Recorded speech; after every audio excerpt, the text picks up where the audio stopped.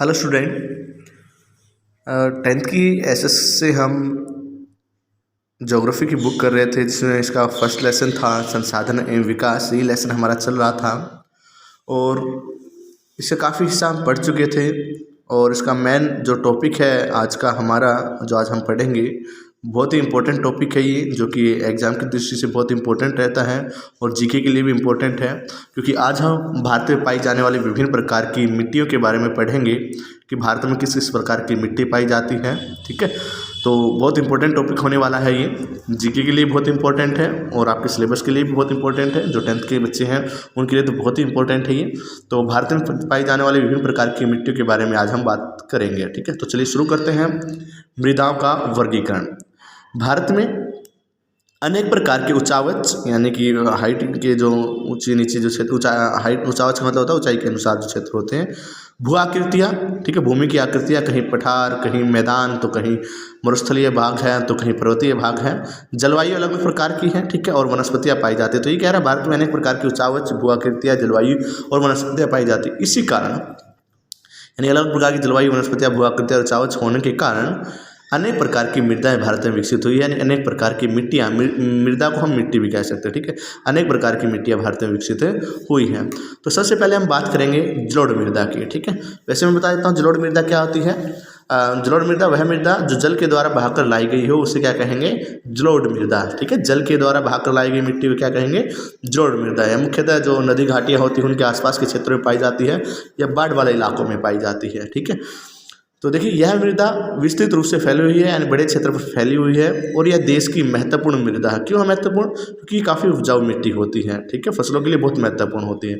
तो यह देश की महत्वपूर्ण मृदा है। वास्तव में संपूर्ण उत्तरी मैदान, भारत का जो भी उत्तरी मैदान है वो जलोढ़ मृदा से बना हुआ है। ठीक है, यह मृदाएं हिमालय की 3 महत्वपूर्ण नदी तंत्रों सिंधु, गंगा और ब्रह्मपुत्र नदियों द्वारा लाए गए निक्षेपों से बनी है। ठीक है, ध्यान रखना, जो हमारे 3 नदी तंत्र, जो कि हमने पहले वीडियो भी डाली हुई है चैनल पे मेरे मिल जाएगी, जो तीनों की तीनों जब हम नदियों का टॉपिक कर रहे थे, तो सिंधु, गंगा और ब्रह्मपुत्र जो नदी तंत्र हैं, इनके द्वारा बहाकर लाई गई जो जलोढ़ निक्षेप है, जो जलोढ़ है, उनके द्वारा ये मैदान बना है। एक संकरे गलियारे के द्वारा ये मृदाएं, अब एक संकरे का मतलब एक भीड़ी पट्टी के रूप में ये मृदाएं राजस्थान और गुजरात तक फैली हुई हैं। ठीक है, राजस्थान गुजरात में भी है ये। इसके अलावा गंगा, ब्रह्मपुत्र, सिंधु नदी का जो मैदान है वहाँ पर भी है। ठीक है, और पूर्वी तटीय मैदानों में पाई जाती है। कहाँ पर? पूर्वी तटीय मैदानों में, विशेषकर महानदी, गोदावरी, कृष्णा और कावेरी नदियों के डेल्टे भी जलोढ़ मृदा से बने हैं। ये नदियों के बारे में आपको बता चुका था। ठीक है, तो ये नदी आपको पता है लोकेशन, अगर आप पीछे वाली वीडियो जो नदियों का टॉपिक था हमारा, दक्षिण भारत की जो नदियाँ हमने की थी, तो उसमें ये है। ठीक है, तो महानदी, गोदावरी, कृष्णा और कावेरी नदी का जो डेल्टा होता है, डेल्टा कौन सा होता है? देखिए, जब नदियाँ समुद्र में मिलने से पहले अपने साथ जो भी जलोढ़ निक्षेप लेकर के आती है वो समुद्र तट पर ही निस्तार देती है। ठीक है, तो उसके निथारने से जो आकृति बनती है उसको हम डेल्टा बोलते हैं। क्या बोलते हैं? वो आकृति बनती है तो उसको हम डेल्टा बोलते हैं। तो कहाँ कहाँ बताया इसने? ठीक है, गंगा, ब्रह्मपुत्र, सिंधु नदी के जो क्षेत्र है वहाँ पर तो है ही है। इसके अलावा एक भीड़ी पट्टी के रूप में ये राजस्थान और गुजरात तक भी फैली हुई है। पूर्वी तटीय मैदान, विशेषकर महानदी, गोदावरी, कृष्णा और कावेरी नदियों के डेल्टे भी जलोढ़ मृदा से ही बने हुए। थोड़ा मैप में मैं आपको दिखा देता हूँ कहाँ कहाँ पर है। ठीक है, ये दिख रहा होगा। ठीक है, यहाँ पर आपका सिंधु नदी तंत्र था, सिंधु की कुछ नदियाँ थी। ठीक है, इसके अलावा गंगा नदी तंत्र था और इधर से ब्रह्मपुत्र नदी तंत्र था। ठीक है, ये क्षेत्र तो है ही है। इसके अलावा संकीर्ण रूप से या भीड़ी पट्टी के रूप में राजस्थान और गुजरात में भी फैली हुई है। ठीक है, इसके अलावा कुछ डेल्टाई प्रदेशों में कह रहा था। ठीक है, डेल्टाई के मैदानों में भी ये पाई जाती है। कहाँ पर? जहाँ पर कृष्णा, गोदावरी अपना डेल्टा, गोदावरी और कृष्णा यहाँ पर डेल्टा बनाती हैं, कावेरी यहाँ पर डेल्टा बनाती है, तो डेल्टाई क्षेत्रों में भी जलोढ़ मृदा पाई जाती हैं। तो संपूर्ण उत्तर भारत का मैदान जो है वो जलोढ़ मिट्टी से बना हुआ है और कुछ डेल्टाई क्षेत्र, खासतौर पर पूर्वी डेल्टाई क्षेत्र, पूर्वी तटीय क्षेत्र कह सकते हो आप इसको। ठीक है, ये भी किससे बने हुए हैं? जलोढ़ मिट्टी से बने हुए हैं। ठीक है, जलोढ़ मिट्टी से, ये कलर जो है ये जलोढ़ मिट्टी का है। ठीक है, तो ये थी आपकी थोड़ी सी जलोढ़ मिट्टी। अब जलोढ़ मिट्टी भी 2 प्रकार की होती है आगे। ठीक है, जिसके बारे में हम पढ़ेंगे आगे। देखिए, पहले ये बता रहे हैं जलोढ़ मृदा में क्या क्या होता है। रेत होती है, सिल्ट, थोड़े चट्टान के टुकड़े होते हैं, कुछ मृतिका होती है, बिल्कुल महीन कण मिट्टी के, ठीक है, कि विभिन्न अनुपात पाए जाते हैं। तो रेत, सिल्ट और मृतिका के विभिन्न अनुपात इसमें पाए जाते हैं। जैसे हम नदी के मुहाने से घाटी की ओर ऊपर जाते हैं तो मृदा के कणों का आकार बढ़ता जाता है। तो नदी का मुहाना जो नदी का एंडिंग पॉइंट होता है, डेल्टा क्षेत्र से लेकर के जैसे ही हम ऊपर की तरफ जाते हैं जहाँ से नदी का उद्गम होता है, तो जैसे जैसे हम ऊपर की तरफ जाएंगे तो जो मिट्टी के कण हैं उनका आकार बड़ा होता जाता है, ठीक है।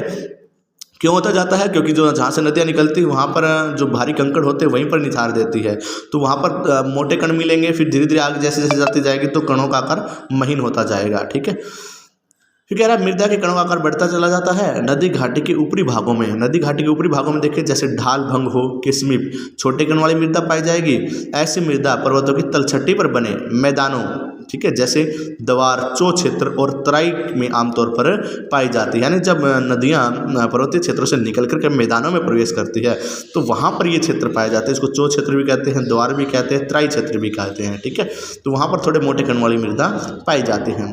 फिर कह रहा है कणों के आकार या घटकों के अलावा मृदाओं की पहचान उसकी आयु से भी होती है। यानी कणों के आकार से तो होती है या आकार या घटकों के द्वारा तो होती है, इसके अलावा मृदा की पहचान उसकी आयु से भी होती है, मिट्टी की पहचान, ठीक है।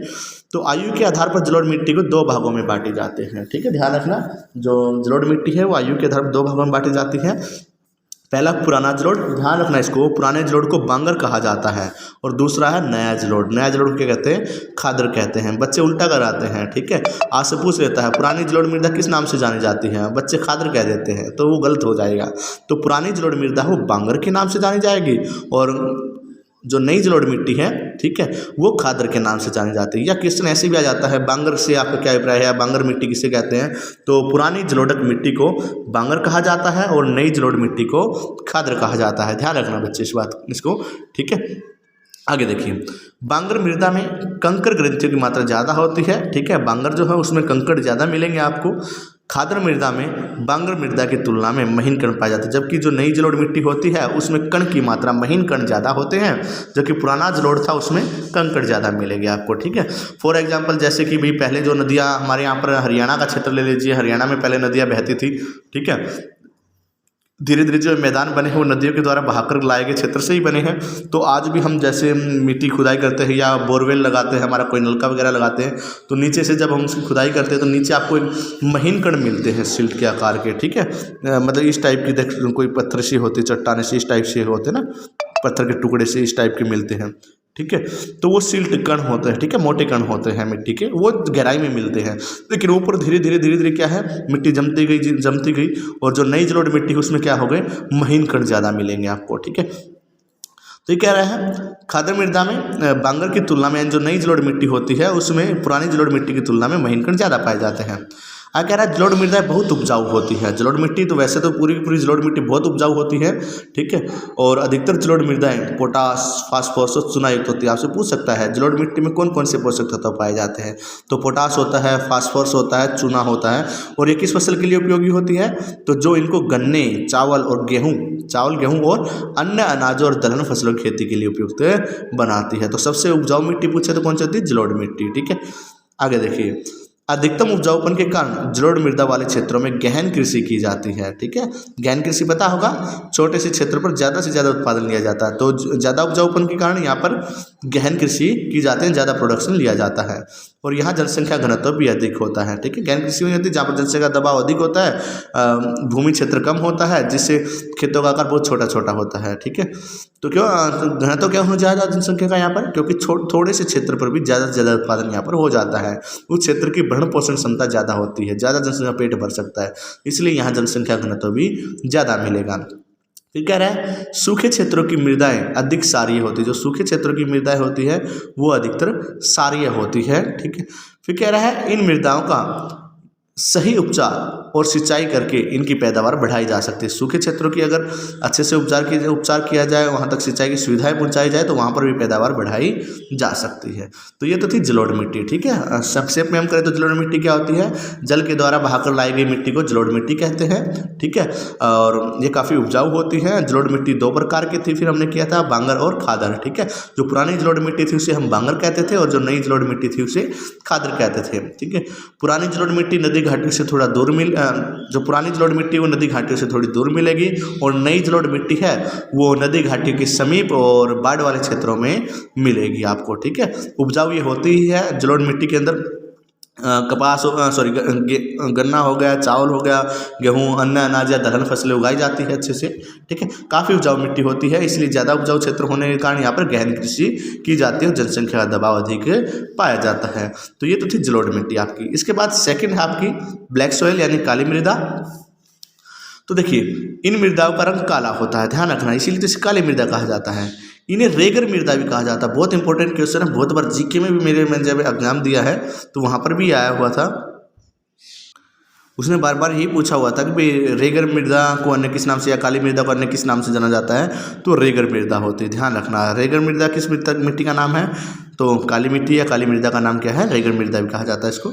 आगे देखिए काली मृदा कपास की खेती के लिए, इसको भी अंडरलाइन कर लेना। ठीक है, आपसे पूछेगा कपास की खेती के लिए कौन सी मिट्टी उपयुक्त होती है, तो काली मिट्टी या काली मृदा उपयुक्त होती है। काली मृदा किस फसल के लिए उपयुक्त होती है, तो कपास के लिए। ठीक है, तो काली मृदा कपास की खेती के लिए उचित समझी जाती है, इसीलिए इसे काली कपास मृदा के नाम से भी जाना जाता है। इसलिए इसे क्या कहा जाता है, काली कपासीय मृदा भी कहा जाता है कि कपास की फसल इसमें काफ़ी अच्छी होती है। ठीक है, यह माना जाता है कि जलवायु और जनक शैलों ने काली मृदा के बनने में महत्वपूर्ण योगदान दिया है। काली मिट्टी का निर्माण किस पर निर्भर करता है, जलवायु पर और जनक शैल। जनक शैल समझते हो, शैल का मतलब चट्टान, यानी जिन चट्टानों के घर्षण से मिट्टी बनी है उनको बोलते हैं जनक शैल। ठीक है, तो जलवायु और जनक शैलों में ने काली मृदा के बनने में महत्वपूर्ण योगदान दिया है। इस प्रकार की मृदाएं दक्कन पठार, ठीक है, दक्षिण पठार में बेसाल्ट, दक्कन पठार कह जाते हैं, बेसाल्ट कह जाते हैं, क्षेत्र के उत्तर पश्चिमी भागों में पाई जाती है। ठीक है, तो मैं आपको बता देता हूँ हमारा पठारीय भाग जो है, ठीक है, ये जो है हमारा, इसको हम दक्षिण का पठार बोलते हैं, ये आपको नीचे दिख रहा होगा। ठीक है, ये वाला जो क्षेत्र है इसको हम पठारीय भाग क्या कहते हैं, या भारत का वास्तविक भूभाग इसको कहा जाता है। ठीक है, क्योंकि सबसे पहले निर्माण इसी भूभाग का हुआ था, और यहाँ पर टेथी सागर होता था, फिर वो जो ये भूगर्भीय प्लेटें टकराई थी तो इससे वलित पर्वत निकला था टेथी सागर में, हिमालय पर्वत श्रृंखला जिसको हम बोलते हैं, और बाद में यहाँ पर गहरी घाटी रह गई थी, तो पर्वतों से निकलने वाली नदियाँ और पठारों से निकलने वाली नदियों ने इस गहरी घाटी को भर दिया, और इस तरह से मैदान का निर्माण हुआ, जलोढ़ मिट्टी से मैदान बने थे। ठीक है, तो ये कह रहा है दक्षिण भारत ये है। ठीक है, पठारीय भाग ये है, पठारीय भाग की कह रहा है ये उत्तर पश्चिम में। ठीक है, उत्तर ये हो गया, पश्चिम ये हो गया, पूर्व ये है, दक्षिण ये है, तो उत्तर पश्चिम यानी इस मिट्टी की बात ये कर रहा है। कहाँ पर, गुजरात में, मध्य प्रदेश में, महाराष्ट्र में, थोड़ा बहुत कर्नाटक के अंदर भी, आपका आंध्र प्रदेश, तेलंगाना के अंदर भी। ठीक है, यहाँ पर ये ब्लैक सॉइल आपको मिलती है, काली मिट्टी पाई जाती है। और आपसे पूछे कपास कहाँ होती है, तो कपास भी फिर यही होगी। काली मिट्टी किसके लिए उपयुक्त है, कपास के लिए उपयुक्त होती है। चलिए आगे देखते हैं। तो ये कह रहा था कि पठार क्षेत्र के उत्तर पश्चिमी भागों में पाई जाती है और लावा जनक शैलों से बनी है। काली मिट्टी का निर्माण किससे होता है, किस प्रकार की चट्टानों से होता है, तो लावे से बनी चट्टानों से होता है। ठीक है, ध्यान रखना। ये मृदा महाराष्ट्र, सौराष्ट्र, गुजरात के अंदर, ठीक है, मालवा का पठार ये जो मध्य प्रदेश के आसपास और गुजरात के आसपास। ठीक है, तो महाराष्ट्र, सौराष्ट्र, मालवा पठार, मध्य प्रदेश, छत्तीसगढ़ और थोड़ा बहुत तेलंगाना में भी ध्यान रखना। ठीक है, छत्तीसगढ़ के पठार में पर पाई जाती है, और दक्षिण पूर्वी दिशा में जहाँ पर गोदावरी और कृष्णा नदियों का घाटियों में फैली हुई है। तो गोदावरी और कृष्णा की जो घाटियाँ है वो आपके महाराष्ट्र से निकलती है और आगे तेलंगाना और आंध्र प्रदेश में चली जाती है नदियाँ, तो वहाँ पर भी ये थोड़ी बहुत काली मिट्टी पाई जाती है। ठीक है, आगे देखिए। काली मृदा बहुत महीन कणों अर्थात मृत्तिका से बनी होती है। ठीक है, मिट्टी के महीन कणों को क्या कहते हैं, मृत्तिका कहा जाता है। इसकी नमी धारण करने की क्षमता बहुत अधिक होती है। ये भी इंपॉर्टेंट क्वेश्चन बनेगा वैसे। ठीक है, क्या कि भाई कौन सी मिट्टी में नमी धारण करने की क्षमता बहुत अधिक होती है, तो काली मिट्टी में नमी धारण करने की क्षमता अधिक होती है। ठीक है, इसके अलावा ये मृदाएं, अब काली मिट्टी में कौन कौन से पोषक तत्व होते हैं फसलों के लिए, तो ये मृदा कैल्शियम, कार्बोनेट, मैग्नीशियम, पोटास और चूने जैसे पौष्टिक तत्वों से परिपूर्ण होती हैं। यानी कि ये पोषक तत्व कौन कौन से, कैल्शियम कार्बोनेट हो गया, मैग्नीशियम, पोटास और चूना, ये पोषक तत्व इसमें पाए जाते हैं। ठीक है, परंतु इसमें फास्फोरस की मात्रा कम होती है। ठीक है, फास्फोरस कम पाया जाता है। आपसे पूछ सकता है किस मिट्टी में फास्फोरस की मात्रा कम होती है, तो काली मिट्टी में, ब्लैक सॉइल में फास्फोरस की मात्रा कम होती है। गर्म और शुष्क मौसम में इन मृदाओं में गहरी दरारें पड़ जाती है। जब मौसम गर्म हो और सूखा हो, शुष्क का मतलब सूखा, जब बारिश ना हो नमी ना हो, ठीक है। तो इस मिट्टी में गहरी दरारें पड़ जाती हैं, ठीक है, दिख रहा होगा ये, देखिए गहरी दरारें पड़ी हुई है, ठीक है। कब कब पड़ती है गहरी दरारें? गर्म और शुष्क मौसम होता है तो, ठीक है, दरारें पड़ जाती हैं, जिससे इनमें अच्छी तरह वायु का मिश्रण हो जाता है। वह दरारें पड़ गई है तो वायु अंदर तक जाएगी, तो इससे वायु का मिश्रण अच्छे से हो जाता है। गीली होने पर, जब ये मिट्टी गीली हो जाती है तो ये चिपचिपी हो जाती है। चिपचिपी समझते हो, चिपक जाती हैं। चिपकने का मतलब ये होता है कि भाई अगर हम इसको जोतते हैं, जोतने के लिए जिन यंत्रों का प्रयोग करते हैं तो उसमें ये क्या हो जाता है, उसके चिप जाती हैं, चिपक जाती है, तो चिपचिपी ज़्यादा हो जाती है और इनको जोतना मुश्किल हो जाता है। इसलिए इसकी जुताई मानसून प्रारंभ होने की पहली बौछार से ही शुरू कर दी जाती है। अगर बाद में, क्यों? क्योंकि बाद में जुताई हो ही नहीं सकती, बारिश ज़्यादा होगी तो फिर चिपचिपी हो जाएगी, ठीक है। तो ये थी आपकी ब्लैक सॉइल यानी काली मिट्टी, ठीक है। इसके बाद है लाल और पीली मिट्टी, ठीक है। लाल मृदा, लाल और पीली एक ही बात है, ठीक है। लाल मृदा दक्षिण पठार के पूर्वी और दक्षिणी हिस्से में पाई जाती है। दक्षिण पठार के कौन से कह रहा है, पूर्वी और दक्षिणी हिस्से में, ठीक है, कहाँ पाई जाती है, ठीक है। ये आपका पठार हो गया, ठीक है, पूर्वी हिस्सा ये हो गया और दक्षिणी हिस्सा ये हो गया। तो जो ये रेड कलर से दिख रहा है ना, ये लाल है, ठीक है, दिख रहा होगा आपको, हल्के हल्के पिंक कलर कह लो, रेड पिंक, ठीक है।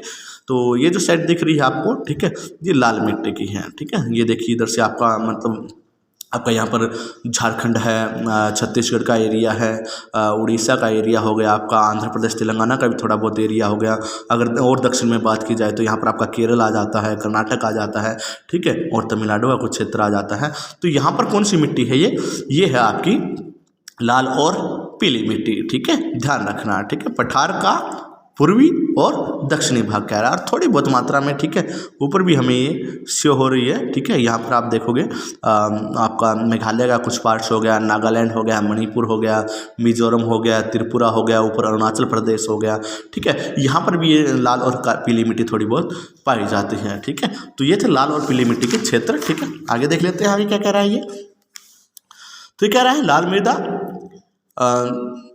दक्षिण पठार के पूर्वी और दक्षिणी हिस्सों में रवेदार आग्नेय चट्टानों पर, और रवेदार आग्नेय चट्टानों में होती हैं और कम वर्षा वाले भागों में ये विकसित हुई है। लाल और पीली मृदाएं मैंने आपको बताया था कि उड़ीसा हो गया, छत्तीसगढ़ या मध्य गंगा के मैदान के दक्षिणी छोर में, ठीक है, मध्य गंगा के मैदान, ठीक है, मध्य गंगा का मैदान, गंगा यहाँ से आती है, यहाँ पे है गंगा नदी आपकी, ठीक है। तो मध्य गंगा का मैदान ये हो गया, ठीक है। इसका दक्षिणी छोर यानी नीचे का भाग ये दक्षिणी छोर हो गया आपका, ठीक है। तो मध्य गंगा के मैदान यानी कि मध्य गंगा के मैदान में दक्षिणी छोर पर, ठीक है, और पश्चिमी घाट में पहाड़ी पद पर यानी पहाड़ी क्षेत्रों में पाई जाती हैं। इन मृदाओं का लाल रंग रवेदार आग्नेय और रूपांतरित चट्टानों में लोह धातु के प्रसार के कारण हुआ है, क्योंकि ये जो चट्टानें हैं यहाँ पर आग्नेय रवेदार चट्टानें हैं या रूपांतरित चट्टानें हैं, उनमें लोहे की मात्रा अधिक होने के कारण इस मृदा का रंग कैसा हुआ है, लाल हुआ है, ठीक है, लाल होता है। और आपको पता ही है उड़ीसा हो गया, झारखंड हो गया, छत्तीसगढ़ हो गया, थोड़ा बहुत पश्चिम बंगाल का क्षेत्र हो गया, तो उसमें लोहे की मात्रा ज़्यादा यानी छोटा नागपुर का पठार होता है, वहाँ पर लोहा हो ज़्यादा मिलता है। इसी कारण लोहे की धातु की अधिकता के कारण इस मिट्टी का रंग क्या होता है, ठीक है, लाल हो जाता है।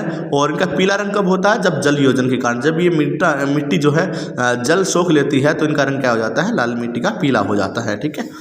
फिर है लेटराइट मृदा, ठीक है, ये ध्यान रखना, पूछ सकता है आपसे। लेटराइट शब्द कहाँ से लिया गया है, ग्रीक भाषा के शब्द लेटर से लिया गया है। उस लेटर का अर्थ क्या होता है, ईंट, यानी कि ईंट जैसा रंग होता है इसका, ठीक है।